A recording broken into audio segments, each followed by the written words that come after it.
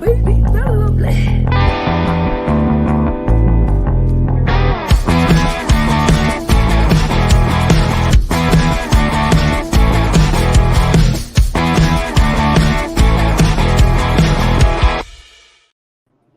I just love the new opening for the new show. It's like amazing. Yeah. Good morning. Hello and welcome to Pace News with myself and my co-host today, Al Graham. It is, and I'm going to get the date right when I say it at least, December 15th, 2022. And we are here live from the legacy420.com news desk on the People Advocating Cannabis Education Radio Network YouTube channel and Facebook pages. Good morning, Al. Hello, Cindy. How you doing today? I'm pretty awesome. How are you? Oh, I'm not too bad. I'm up and going, and I'm gonna watch the snow fall out of the sky today. Oh, is it snowing out there? Well, not yet. It's not here. It's not, but I have family north west of me, and they do. So it's making its way. We have, of course, here in Nova Scotia, we've got a very long province, and there's this little circle in the middle that's not getting any snow. I live in the circle. Oh, now why is that? Is there? I don't know. It's something new. Like, again, we've never had weather like this. I mean, we only started getting minus temperatures a week ago, and we're usually in the minus temperatures come, late October. Like, we're usually having to bundle our kids up in snow outfits to go and put their costumes on above it, right? But this year things are different. Yeah, I mean, coats weren't even needed on Halloween. The kids were running around in their costumes with tank tops, and it's been a really strange year. I always look at the East Coast as getting the double slap in the bad weather, because you get it from the West Coast of Canada and coming up from the East Coast off the U.S. Yeah. Now, why am I here today? Just to remind everybody, Glenn is off today because he's in the middle of moving. He's probably somewhere on the 401 right now here in Ontario. Driving along. He might even have us on, on audio listening to us. So just in case he is, hey, Glenn. Yeah, hey, Glenn. Who knows? He could just be watching him and Cindy be watching on the phone. He'd be sitting driving and she'd have the phone in her hand, right? Yeah, you never know. So just in case, I hope that your travels are going well, Glenn. Have a great day. Yes. Yeah, exactly. Well, what do you say? Well, I say we get to these stories. We tossed in an extra one, thinking that we were gonna make time for it. So we might as well get going and head right over to the Canadian underwriter. And 4 years after cannabis legalization, what are auto claims looking like? Cannabis legalization in Canada has shown no statistically significant changes in the average cost per claim and claim frequency, quote unquote, according to a new report from the Canadian Institute of Actuaries and Casualty Actuarial Society. It's the CAIA and the CAS. Interesting. The literature review shows that while cannabis impairment affects driving behavior, the behavior is not always riskier. For example, slower speeds and longer following distance of impaired drivers have been reported. Oh, can we just read that just again? The literature review shows that while cannabis impairment affects driving behavior, the behavior is not always riskier. Isn't that beautiful? For example, isn't it? Slower speeds and longer following distances of impaired drivers have been reported, says the study, accessing the impact of cannabis decriminalization on vehicle accident experience. The observational studies of road accidents report mixed results, most often not detecting significant effects, particularly in the long term.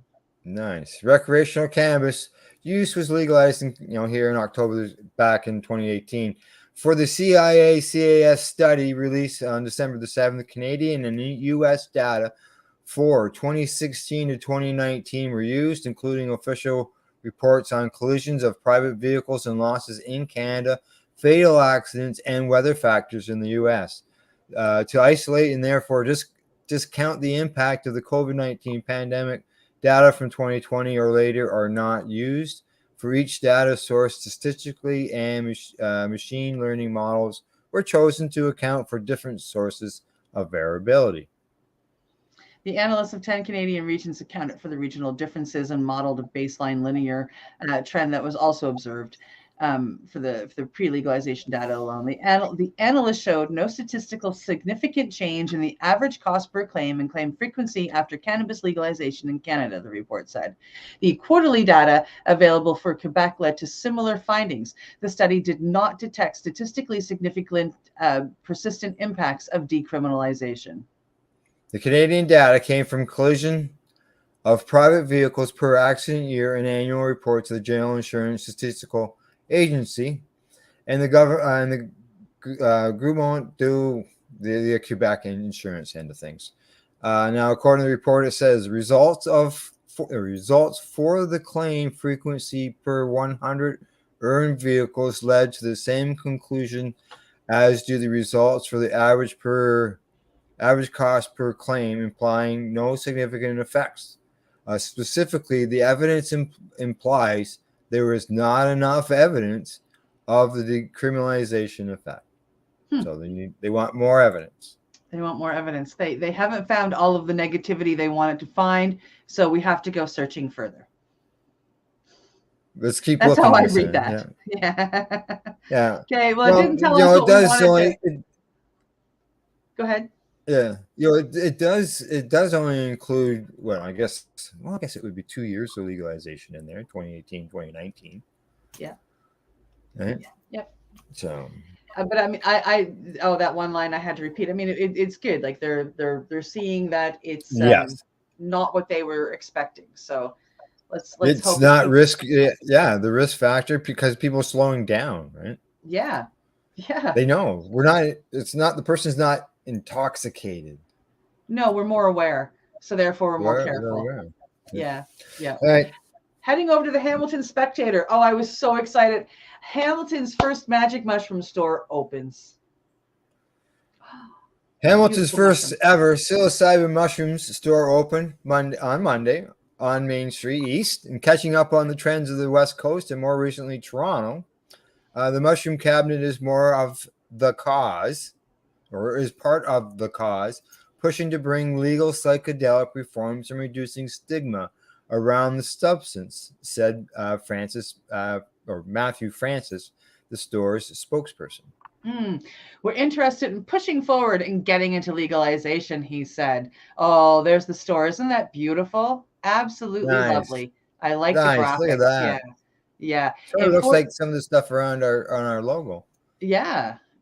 In 1415, at the 1459 Main Street East Corner store offers at least 6 strains of dried psilocybin mushroom, microdoses of mushrooms, capsules, and edibles to adults aged 19 and over for recreational use, all sourced from vendors in British Columbia. Unlike stores on the West Coast and in Toronto, Hamiltonians will not have to self-diagnose their mental health issues to access the psychedelic substance.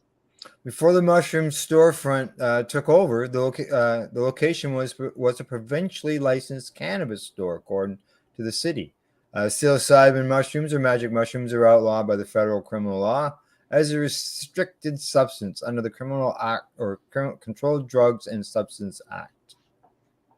Francis, a Hamiltonian who makes a living through stand-up comedy, compared the psilocybin mushroom store to the illegal cannabis market before the legalization of the substance, calling it a gray area.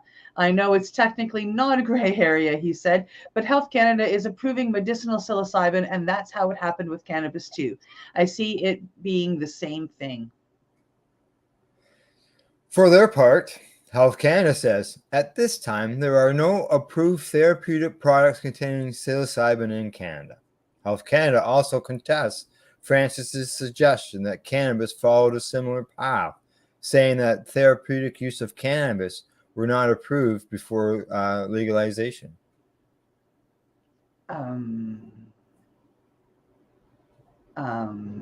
Okay. I apologize. I've been thrown off just a little bit by that sentence. Yes. I was gonna say I think I've had a prescription since 2010 or something. Well, see, like that. they don't look, we get that because the courts ordered it. Like, they still don't claim any medical benefit for Oh, it. is that what they're going on? Yeah, Gotcha. Okay. that's the way I Um, look.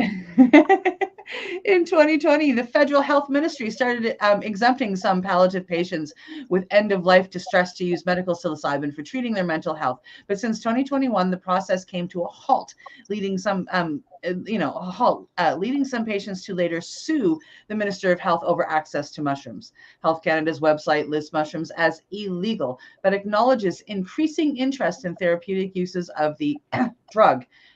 Among risks, Health Canada lists bad trips and flashbacks as the potential for side effects when consumed with other substances. Well, I mean, the mushrooms are just taking you and healing what they need to heal. Bad trips. If it's a What bad trip, you're seeing something that in yourself that you don't like and you need to change. That's what a bad what trip is. what do you call getting drunk? That Oh, could and be a driving bad your trip. car into like a wall or something. Yeah, but Yeah, that's legal. yeah. Francis believes psilocybin mushroom stores are the next frontier in drug legalization and fighting stigma.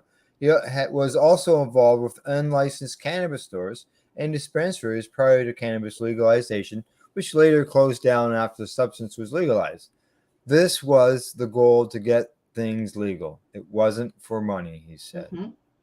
Hamilton police say they're investigating the store after receiving a tip through the city's Crime Stoppers earlier on Monday.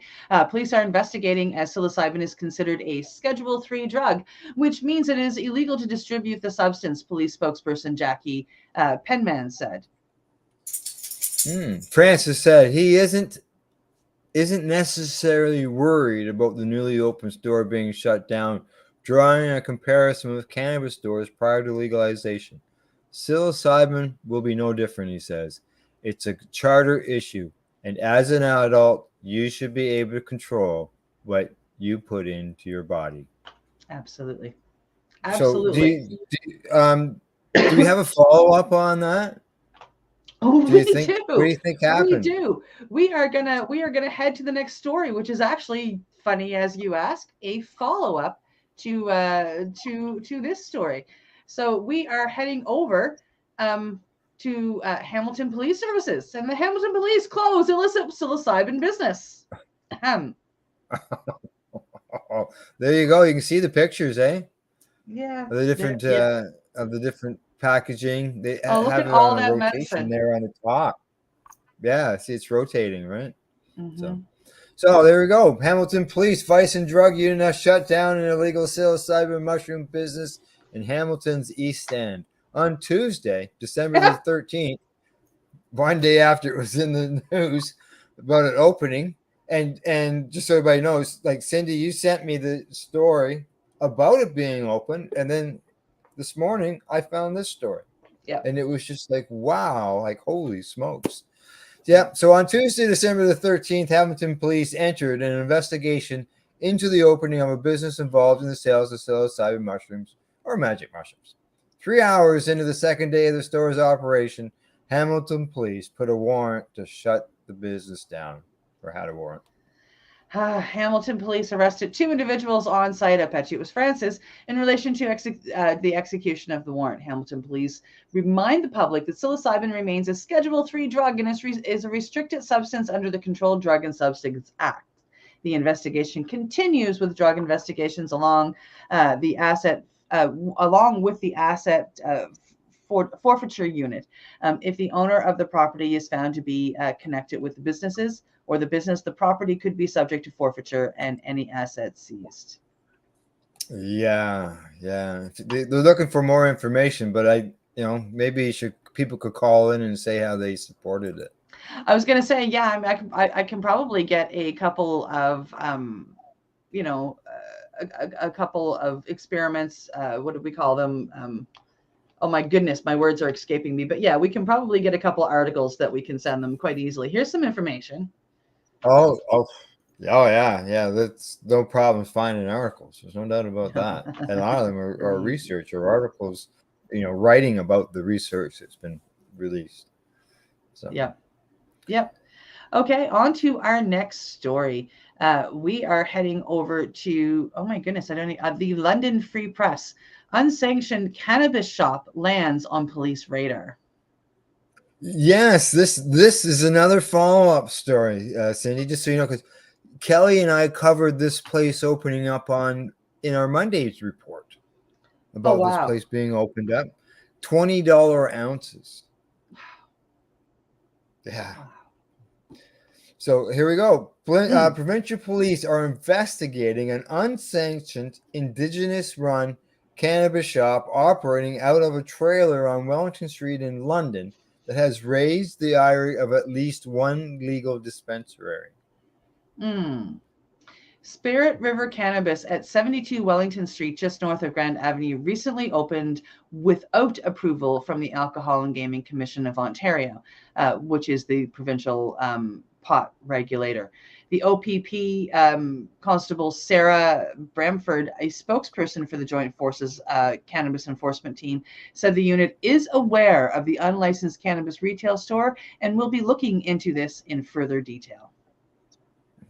Interesting. The OPP-led cannabis enforcement team, made up of police officers from nearly a dozen forces across Canada, was established in 2018 to crack down on the illicit cannabis market.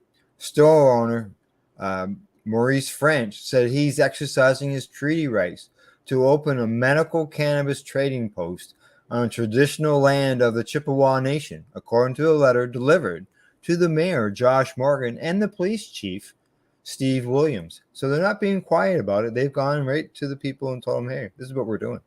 Yeah, absolutely. They brought themselves to the authorities. Might as well get it over and done with, right? Del Riley, hereditary Crane clan chief in the Chippewa Nation, who accompanied French to deliver the letters to City Hall and police headquarters last month, said there's been no response to the letters yet. That's possible, he said, when he asked whether he believes police will raid the pot shop. But Riley, a former chief of the Assembly of First Nations, said he's prepared for any outcome and is prepared to go to court. The Wellington Street Dispensary, the only physical cannabis shop in London operating without a license, has drawn the ire of licensed cannabis retailers. Marie Ross, the owner of two Bob's Bud Emporium stores in St. Thomas, complained to London City Hall last week about the unsanctioned business. The more than 1,500 cannabis retail stores licensed in Ontario, around 50 of them in London, must operate between 9 a.m. and 11 p.m. and order all products from the Ontario Cannabis Store, the government-run cannabis wholesaler. Spirit River is a 24-hour store selling ounces of cannabis for as low as $20. Operates the business in accordance with the North Shore Anishinaabe Cannabis Association, an organization created to self-regulate the indigenous cannabis industry.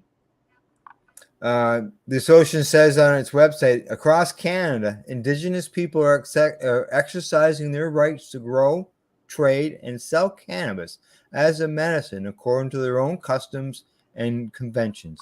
We are forming an association to provide ourselves and to help those interested in joining this industry to open stores and grow together in the spirit of self-determination, economic prosperity, and freedom. Very good. And I know Legacy 420, Tim, Project Long Arm showed up at his door after 2 visits. They never came back again. Yep. So I best of luck in doing this. I'm glad that they're doing it loudly and doing it loudly themselves. Yeah, now Tim's on reserve land. These guys aren't on reserve land. They're, I believe, the one story I read on this, before a lot of the things that happen now, there's always a mention about using the land of the original people that were here, and stuff like that, and so they're saying there's a possibility of, okay, this is our, this is what they're saying. This is our land. You recognize this is our land when you're doing that. And so we're just putting stores on our land. Yes. And unceded First Nations territory. Yeah. Yeah. They talk about it before, sporting events, hockey hockey games. I know like Kelly does that. We did that for the Cannabis Review Act broadcast. Yep. So. Yep. Oh yeah. You hear politicians say it. So yeah. It's if that's what's being said, it's time for the the true Canadians, the first people who were truly here, to stand up and exercise their rights to open these stores. And and they are, they haven't done it just on their own. Obviously, they just go and do whatever they wanted. They're doing it by whatever the agreement that was done through the association. Yes. Do it on First Nations lands. Indigenous, or First Nations. Yeah. They have their way of doing things. It doesn't matter what kind of business you want to open up. You have to go through your chief and council. You have to get permission from your chief and council. I don't care if you want to open up a convenience store or a daycare or a gas station or a cannabis store. You have to get permission from chief and council. Once you've got their permission, like that should be the be all end all. Yeah, and the communities and the reserves and stuff, they've come up with their cannabis acts, joined up with others. So it's not, there is some regulation. Yes, there is. And there's lots of thought process. There's lots of respect, because they, they go to their elders and they get permission, and, they follow their laws, and they're not bad laws. They're trying to govern in a good way. Correct. Yep. Exactly. Yep. Yep. Okay. Do you want to go on and do a fifth story? We've got a little bit of time. We'll just do the four. We'll just do the four, and we'll go to our break now. Sounds good. Okay. Well, in that case, it is medication time for Al and I, and we will be right back after this medication session. You are watching Pace News here on the People Advocating Cannabis Education Radio Network, YouTube channels, and Facebook pages. You're listening to the Pace Radio Network here at paceradio.net. When you think of the number of unique products developed in the fields, kitchens, and labs at Legacy 420, it's hard to think that one stands out above the rest. But tell that to the thousands of people who have tried this amazing breakthrough product. This is our Sacred Salve. This is actually our extra strength. It comes in 5 different strengths. It's all natural, all organic. It typically works within 10 to 15 minutes of putting it on. It's good for arthritis, it's good for inflammation, any kind of pain. We're very proud of it. Sacred Salve, so easy to apply, along with soothing relief. To select a strength that's right for you, come in and talk to your trusted partner. Legacy 420 out on your road.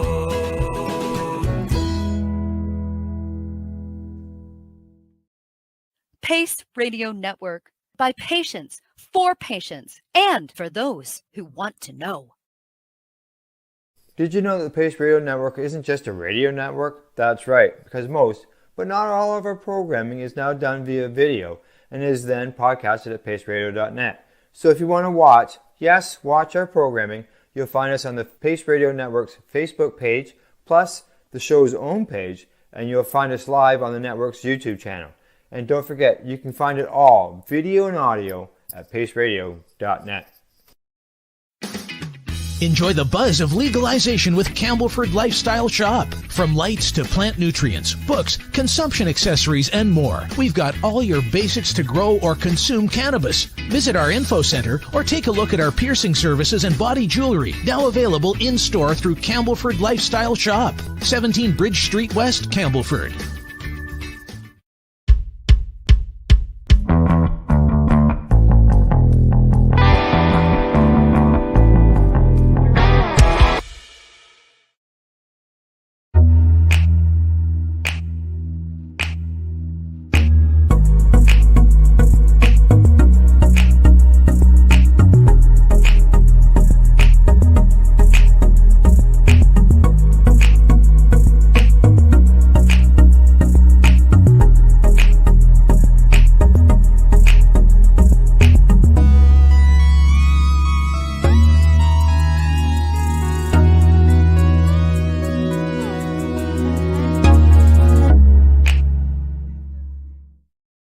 Let's share Pace everywhere. That way it can help create peace. People everywhere advocating cannabis education. You're listening to the Pace Radio Network here at paceradio.net. And we are back. Look, I'm sitting here with Al, and I was expecting him to talk. We are back. Al and I got another medication session completed, and I think it's time to head into medication session really completed. If you can't tell, time to hop into the rest of our stories. What do you think, Al? Yeah, sounds good. Exactly. We are heading over to the CBC News, and prosecution collapses against execs caught up in CannTrust cannabis scandal. When I read this headline, I went, what? Yep. The prosecution of 3 businessmen caught up in one of Canada's most spectacular cannabis industry flameouts suffered its own collapse on Wednesdays as lawyers for the Ontario Securities Commission moved to withdraw all charges mid-trial. But even defeat didn't come easy for the prosecution. Defense lawyers for former CannTrust Holdings officials Peter Asto, Eric Paul, and Mark Litwin refused to merely have the charges dropped and held out for full acquittals for their clients. After careful review of the evidence during the trial, we are of the view that as charged, there is no reasonable prospect of conviction, OCS lawyer. Diem told the court. I can't get that. He asked for more time to consider the defendant's request for acquittals, however, saying it had only been presented to him minutes earlier. Scott Fenton, a lawyer for CannTrust's former vice chair Litwin, appealed to the judge to end the matter today. I'm respectfully against drawing this out. It's time to end it for all the gentlemen.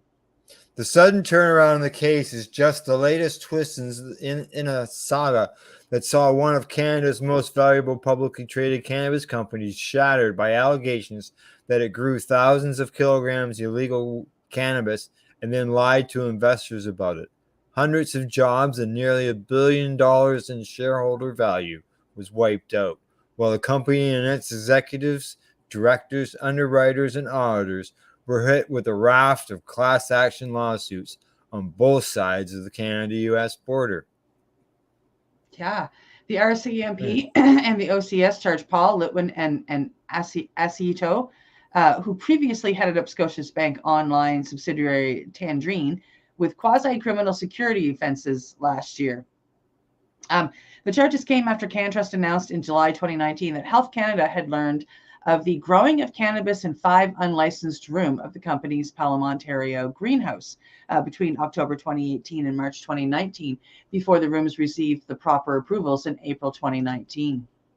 The OSC claimed the men did not disclose to investors that nearly half the growing space at the facility wasn't properly licensed, and that they used corporate disclosures to assert that CannTrust was compliant with regulatory requirements.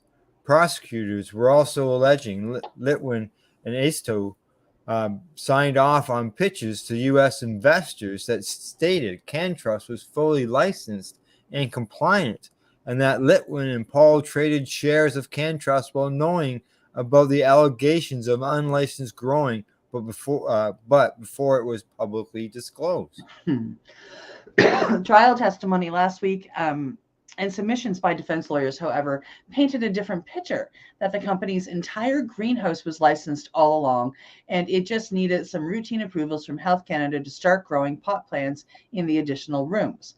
Under cross-examination, CannTrust's former director of quality and compliance, Graham Lee, agreed with Fenton that the company's cannabis production license from Health Canada didn't actually restrict what rooms it could grow in. That undercut the prosecutor's case, which hinged on the idea the company had been engaged in unlicensed cannabis cultivation. At one point, Lee testified CannTrust staff did stage photographs as part of a submission to Health Canada in an attempt to disguise the extra growing rooms, but senior management did not instruct him to do this, he says. Consequences of CannTrust regulatory struggles have been vast.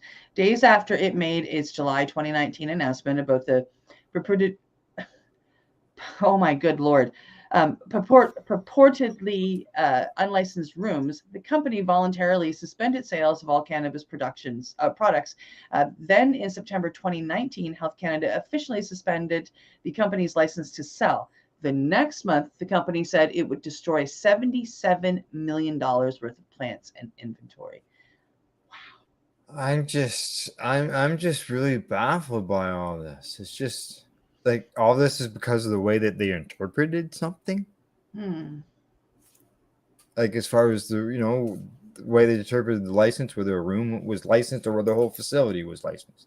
You would think somebody would have caught on to that through Health Canada or lawyers or whatever, but as its revenue streams ran dry, CannTrust was forced into bankruptcy protection in March of 2020. Once worth $1.5 billion on the stock market, the business was quickly delisted in New York and Toronto. Yeah. The company, some of its former executives, and a number of its underwriters settled the cross-border class action lawsuit for $83 million last year without any admissions of wrongdoing. Most of the company's remaining assets were bought earlier this year by a group of investors led by a Dutch-based private equity firm. CannTrust then changed its names to Fiona Holdings Incorporated. Defense lawyers did not want to comment Wednesday before the trial began. Aceto's lawyers, Frank Adiro, and the Canadian press told the Canadian press that his client behaved legally and with integrity during his time at CannTrust. So people pay out $83 million because they have extra $83 million, I guess. Yeah. They all it's just oh well. So I'm not sure, but it sounded like to me that the whole thing went to shit simply because of a complete misunderstanding, and a bunch of money was lost, and a whole bunch of money people lost their jobs, and a whole bunch of medicine was destroyed over a misunderstanding because of yeah. Like it's just wow. Yeah. Just crazy. Like I said, it fizzed. It yeah, that was a crash landing. Very muchly so. The way that story, the way that all ends up. Yeah. Yeah. I paid out $83 million because all right. Yeah. Heading over to CTV News. Naloxone kits to be required in high-risk Ontario businesses in 2023.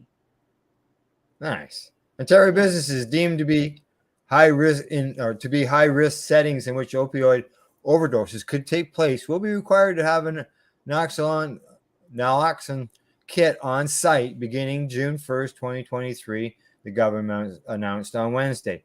Minister Monte McNaughton made the announcement at the Wheat Chef Tavern in Toronto on Wednesday morning while acknowledging that in 2021, 2,819 people died from opioid-related causes in Ontario, the highest number on record, according to the ministry. Naloxone is a medication that can quickly restore breathing in the event of an overdose of opiates. And it is most commonly used as a nasal spray, but can also be injected into any muscle in the body, such as the arm or the thigh. Ontario, like the rest of Canada, is in the middle of an opiate epidemic made worse by the toxic supply of recreational street drugs. Monte McNaughton, Minister of Labour, Immigration, Training and Skills Development, said in a release issued Wednesday. That's why our government is the first in North America to require naloxone kits be accessible in at-risk workplaces by June the 1st to raise awareness for those struggling with addiction, reduce stigma, and save lives. McNaughton also announced that the government will provide free naloxone kits and training to high-risk small businesses for 2 years. Oh, good. Businesses will be expected to self-evaluate their risk level. The ministry says employers must provide a naloxone kit with when an employer becomes aware or responsibly to be aware of the following scenarios. There is risk of a worker opiate overdose. There is risk that the worker overdoses while in a workplace where they perform work for the employer. The risk is posed by a worker who performs work for the employer, or there could be people outside your door that's what I'm looking at it as. Yeah, same here. Like, I mean, like, like if you run a business on, Hastings in Vancouver, well, yeah, you should have a box of them behind the counter to help people. That's like a lot of places have, the AFib machines now, right? For hearts in high risk areas, arenas and stuff like that. So, the ministry says that all these scenarios are present. The employer must comply with the OHSA requirements to provide Naloxone in the workplace. However, if any of these scenarios are not present, an employer does not need to comply. Eligibility returned and information. You go to the Ontario website to find out more. Yeah. Well, that's good. Yeah, I think that we should all have them anyway. But it's just, it'll take them a minute. Yeah, it's a harm reduction move. I look at it that way, making them available. Yeah, I think it's fantastic. Obviously, the AFib things have helped, and I would think that these kits being available, and if a business could have, I don't, would they be allowed to have a sign in the window stating that they are available? That way, if somebody sees somebody on the street that's having an overdose, that they could see maybe that sign in the window and go to that business. And you've got the trained staff there that could come out and deal with the situation. Yep, absolutely. I think it's a great idea. Well, we're heading over to a story that got me a little riled as we were setting up for this. We are heading back over to the CBC, where a terminal cancer patient has waited 440 days for federal permission to continue magic mushroom therapy. 440 fucking days out. I couldn't believe that when I saw that headline. Like, it's 15 months that this person has been waiting. A terminal patient. Oh, you just hang on to dying now, darling, because we're gonna go off and discuss this. So you just hold off that dying thing for us, would you? What? Oh yeah. Yeah. Exactly. Thomas Hartle says his first psychedelic trip was life-changing. There you go. Yeah. In the summer of 2020, the Saskatoon man became the first person in Canada to legally try psilocybin, the active ingredient in what are commonly known as magic mushrooms. Right? Hartle, 54, was diagnosed with stage 4 terminal colon cancer in 2016, and says the mushrooms have helped him face his anxieties about dying. Yes. Before I did my first session, my most painful thought was the idea that I do a lot for my family, and at some point I just won't be here when they need me for something. Hartle said in a recent interview with CBC News. That sentence by itself is a sentence that I would not have been able to say the night before. I did my psychedelic session without breaking down emotionally. Yeah. Hartle was able to do 3 sessions in 2020, but his federal exemption was only good for the year. They probably expected him to die. He applied to renew in 2021 and has been waiting 440 days for an answer from Health Canada. Here's somebody who's already in the system, somebody who's already been approved and been through things. And had to wait 440 fucking days. And 40 days. Here I am the one swearing. That it really freaking infuriates me that they've done this to him. He says, I've had a few emails back and forth with Health Canada, but a majority of my emails have been completely ignored. He said, it would be, I believe, less frustrating if I was able to get some kind of response back. I've already answered all of the questions. I've already qualified. I've already jumped through all of the hoops. Exactly. Cannabis patients complain about, 6 or 8 weeks for a renewal to come back. This guy's waiting 440 days. Yeah. In a statement, Health Canada says it's committed to ensuring that all people who need end-of-life care receive the best possible quality and cash and barriers and support available. Wow. Currently, the best way for patients to access psilocybin is through participation in a clinical trial. Oh yeah, because that's super easy to get onto. We have Yeah. thousands of people who need psilocybin therapy, and each study takes on 20. Yeah. Yeah. Right. Get on a clinical trial. Here's Get the on a clinical easiest trial. way. And- Here's the best way for patients to access psilocybin. Just do it. Just do it. There's 1,000 people waiting for the SAP program. Yep. I think you say Yep. 20 into each study. Like, come on. Yep. Yeah. Yeah, the study up the road for me took 20 people in. Their second one, they're really excited. It's going to be huge, they said. They're going to take on 115. Wow. Woo. Huge. Yeah. And yet, others will turn around and say, oh, there's just small numbers. Yep. Yeah. Psilocybin Right. has been at the forefront of Renaissance and psychedelic therapy in recent years, due to, in part, to persuasive research at institutions such as Johns Hopkins and the University of California. Some peer-reviewed studies have been found that psilocybin has antidepressant effects and can allow patients, with the help of trained therapists, to confront fears and feelings that are otherwise too traumatic. Advocates say that Hartle's situation highlights a bigger problem of terminally ill people not having legally or timely access to psychedelic therapies to treat their end-of-life anxiety, and question the government's role in making decisions about patients' treatments. Oh, I've been questioning that for years.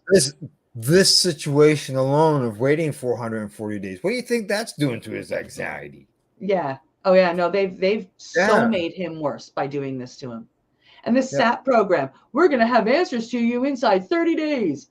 440 fucking days later. That's 410 days overdue, Health Canada. Yeah. When Hartle's federal exemption ended, he was able to do a few more psilocybin sessions under Health Canada's special, there's the SAP program, access program, which allows healthcare professionals to request access to restricted drugs. However, Hartle and advocates say the program is flawed. I guess so. Unlike a federal exemption that doesn't have limits on the number of therapy sessions a patient could have, doctors have to submit an application for each session under SAP. And while Hartle was previously able to legally grow psilocybin and do it at home with a therapist, he now has to spend thousands of dollars flying to British Columbia, where his doctor is, to receive the therapy. What on the surface seems like granting access actually puts boundaries and borders in place, Hartle said. Does it ever? And we're talking, 50-foot high boundaries and hurdles. Yeah. He even traveled to Jamaica, where psilocybin treatment is legal.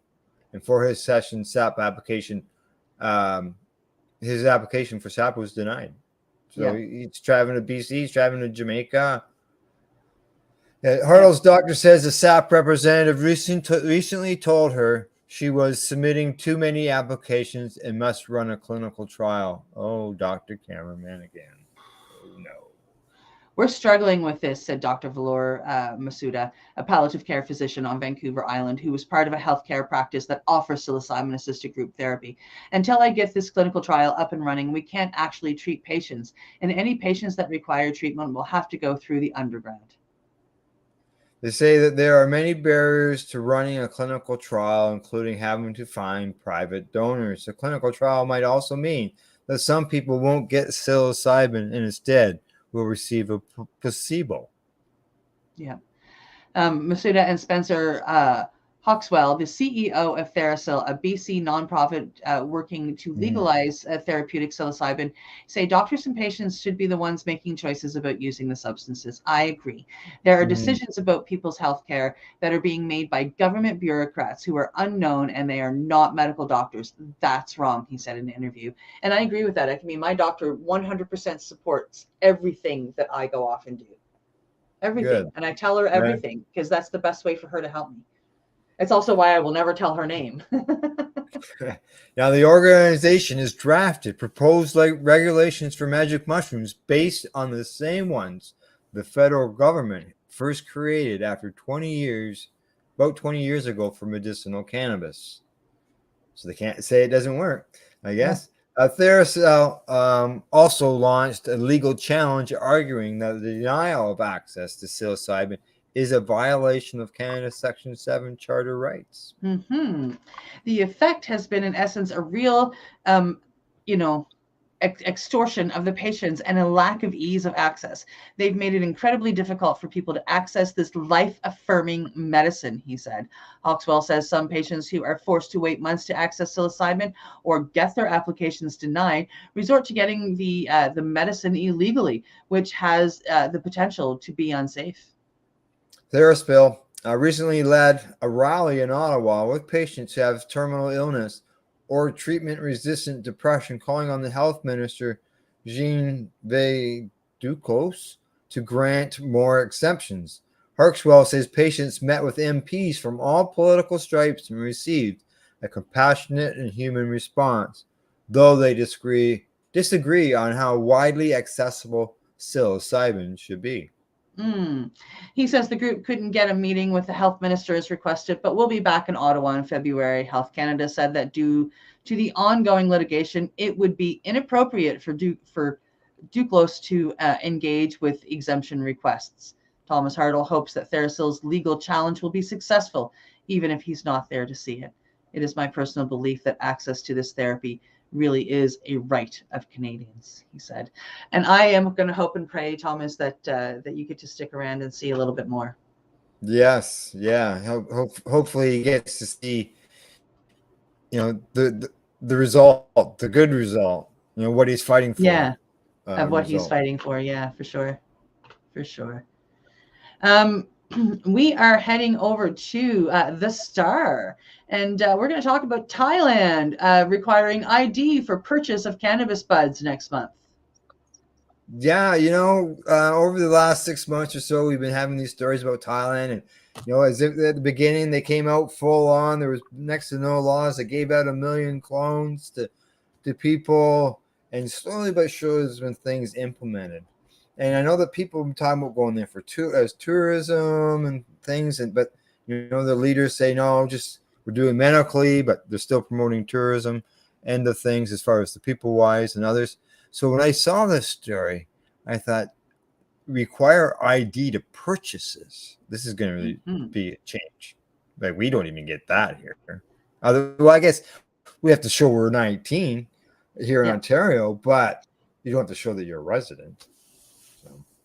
Right. Thailand will have to start, or Thais will have to start flashing their citizen identification cards, not age of majority, next month to buy ganja buds from the 5,000 registered shops nationwide, a senior official said on Thursday.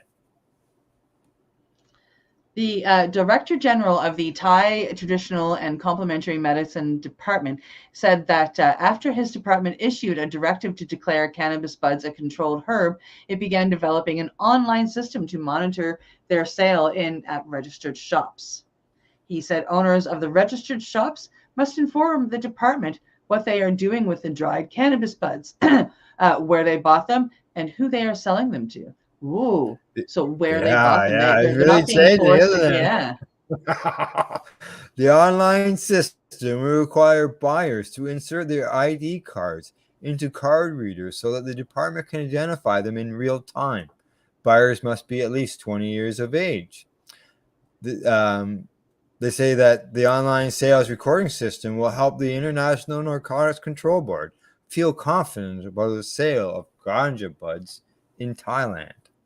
The system can create reports for the INCB, and this will create confidence at the INCB over the sale of ganja buds, he said.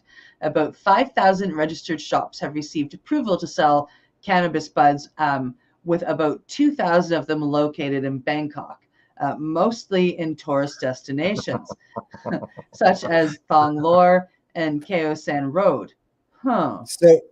So there you go. Most of them are tourist destinations, and you have to use a citizen's identification card to be able to purchase. Yeah. Thong Chai. You know what the next big business is going to be in Bangkok? Selling these cards. Yeah, they added that although the directive of this department can control the sale and use of ganja buds, it would be better to have a specific law to prevent abuses. For example, such a law could prohibit smoking ganja in public areas, he says.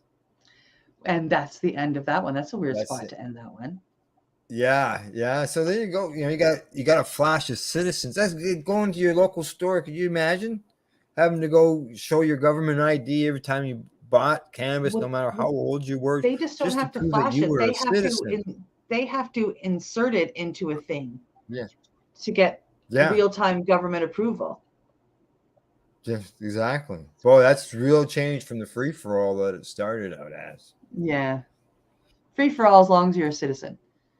But I mean, imagine the tourist money that they could bring in if they went further. Oh, well, as the article said, most of them are in Bangkok and the tourist area. Yeah, are set up And I've for the seen lots tourist of areas. people promote is going to Thailand for tourism and go there for the cannabis. And Look at the money that they've just lost. Yeah, crazy. Yeah. Crazy. Heading over to the BBC News, ketamine for alcoholics trial goes to next stage. A program of therapy involving the drug ketamine will be made available to alcoholics in a research project. The University of Exeter-led trial, with funding of £2.4 million, will go ahead at 7 NHS sites across the UK. The trial will look into whether a combination of ketamine and therapy could help alcoholics stay sober for longer. Professor Celia Morgan, the academic behind the research, said there was an urgent need for new treatments. The research will go ahead after phase 2 trials show ketamine and therapy treatment was safe and tolerable for heavy drinkers. An earlier study found participants who had ketamine combined with therapy stayed completely sober, representing 86% abstinence in their 6-month follow-up. So 86% of them, yeah. That's awesome. The ketamine for reduction of alcohol relapse care trial will now move to the next step of drug development, with the aim of rolling it out into the NHS if it proves effective. Professor Morgan from the University of Exeter said more than 2 million UK adults have serious alcohol problems, yet only 1 in 5 of those get treatment. 3 of 4 people who quit alcohol will be back drinking heavily after a year. She says alcohol-related harm was estimated to cost NHS about £3.5 billion each year. She says that alcohol problems affect not only the individual, but families, friends, and communities, and related deaths have increased still further since the pandemic. We urgently need new treatments. Yeah, ketamine is a licensed medical drug widely used as an anesthetic and in pain relief. We were talking about this before the show. It's also used as a recreational drug and is classified as a Class B banned substance by the Home Office. The trial will recruit 280 people with alcohol problems who will be randomly split into 2 groups. Half will be given ketamine at the dose used in the first clinical trial with psychological therapy. The other half will be given a very low dose of ketamine and 7-session education package about the harmful effects of alcohol. Researchers will look at whether ketamine and therapy package reduces harmful drinking. Money for the trial is coming from the NIHR, the National Institute for Health and Care Research, which is funded by the Department of Health and Social Care. Additional funding is coming from the Awaken Life Sciences, a biotechnology firm specializing in addiction treatments. Yeah, it lists a bunch of places there where participants are going to be coming from, and they say the recruitment is due to start midway through 2023. Interesting. I find this interesting. Yeah. I like that they have stated that ketamine is, it's a suppressant. It's a nerve blocker. It's used for anesthetic. It's used for pain relief. Because it's a repressant is what it is. So but they're showing great promise using this repressant to help cure addiction. Yeah, it's good. We got a good morning. Oh, good morning. Good morning, Facebook user. Yeah, Facebook user. Yes. Anonymous. Yes. Yeah. Anonymous. So, no, that's good. It's anything that can help. Is the better. Yeah, it's it's our minds like to unrepress things though, so it's something that I have to watch as a medicine out of my own curiosity, because in most repressants only repress for so long. Right. Yeah, I don't know much about it myself. Obviously, you know more. I know a little bit. I know it starts with the letter K. Right? Yeah, it starts with the letter K. Yeah, I know that it's used. It was used widely in my younger years among people who like to go to raves. Oh, okay. Yeah, I didn't go to raves. Neither did Yeah. I. Yeah. No. Okay. Yeah. That was the thing about living in the boonies. We didn't have, that here. Well, I live in the boonies, but we had we've got a perfect little space that they rented to put on the raves. Oh, okay. And there was all kinds of parking, and so it was we're kind of central to the province, and the province is small, so they held the raves here in Windsor, and Yeah. All right. Well, that's it. That's it. I see we've got down a little bit more than 3 minutes left there, and I think that's about the time of the closing. It is. That is our, and I almost said the wrong thing, PACE News Report from the Legacy420.com news desk for today, December 15th. And I got the date right too. And in closing, we'd like to say thank you for watching our cannabis news broadcast. And don't forget you can catch the PACE News on Monday. And on Monday we have Reverend Kelly and Irene will be joining you in place this coming Monday, correct? Yes, I need Monday. I need the day off to help a friend for a medical situation. So. Yes. So they will be here at 10 a.m. on Monday here on the Pace Radio Network. And from Al and I, thank you so much for joining us. Have a great weekend. See you. Bye-bye. You're listening to the Pace Radio Network here at paceradio.net.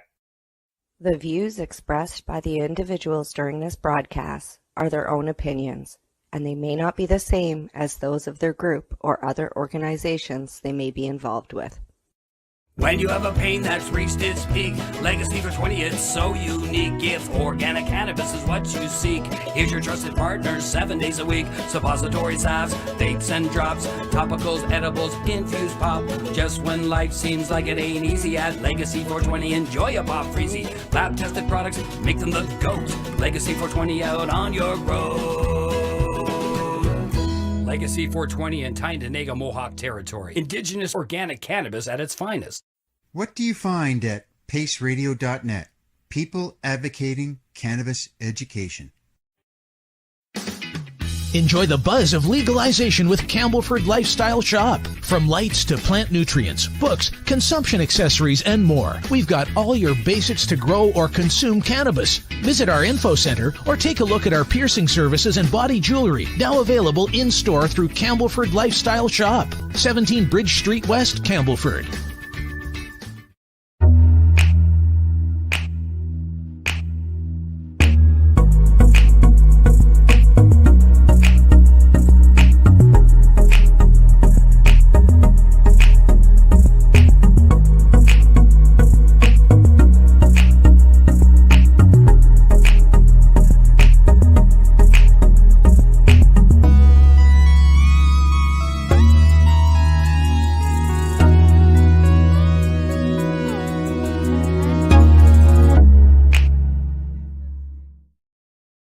We are people advocating cannabis education here at paceradio.net.